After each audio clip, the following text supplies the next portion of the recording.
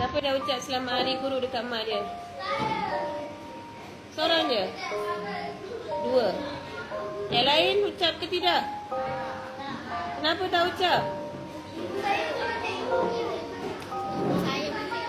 Oh, sebab mak awak bukan cikgu, tak payah ucap lah.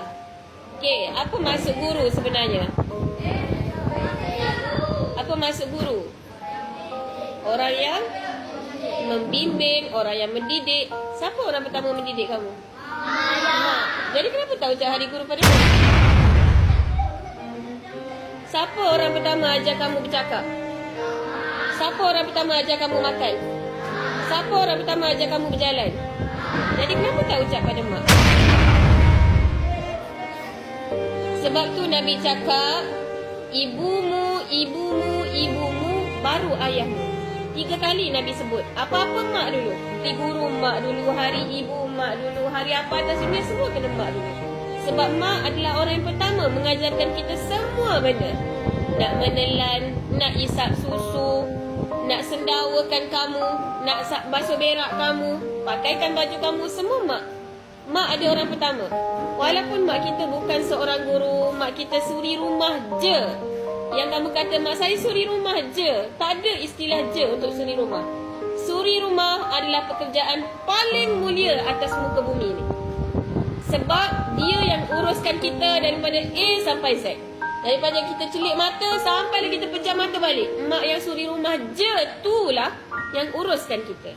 Dan kalau bukan sebab mak yang suri rumah tu je nak uruskan kita, kita takkan jadi sampai macam hari ni. Ada tak baju kita bergosok pergi sekolah? Ada tak sarapan tersedia pagi-pagi? Ada tak balik sekolah makanan tengah hari dah terhidang? Semua sebab mak yang suri rumah tu je. Dan jangan sekali-kali merendahkan martabat seorang suri rumah. Itu adalah pekerjaan paling mulia, Nabi cakap. Sebab ada mak kamu yang tak bekerja, yang kamu kata tak bekerja tu lah, kita terurus hari ni.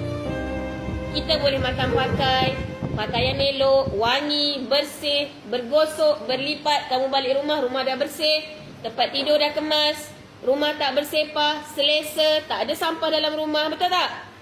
Sebab ada mak. Maka sewajarnya sambutan apa-apa pun mak dulu. Jadi balik lepas ni kena ucap apa? Selamat Hari Guru Ibu, terima kasih sebab didik saya. Ibu orang pertama yang mendidik saya, jadi ibulah guru pertama. Kalau bukan sebab mak, kita tak kenal Tuhan kita. Kalau bukan sebab mak, kita tak pandai mengaji sembahyang kita. Mak kita yang ajar alif bata, mak kita yang ajar kita berwuduk, mak kita yang ajar hampas sejadah. Jom solat sama-sama. Sebelum kamu datang sekolah, mak kamu dulu cikgu yang pertama.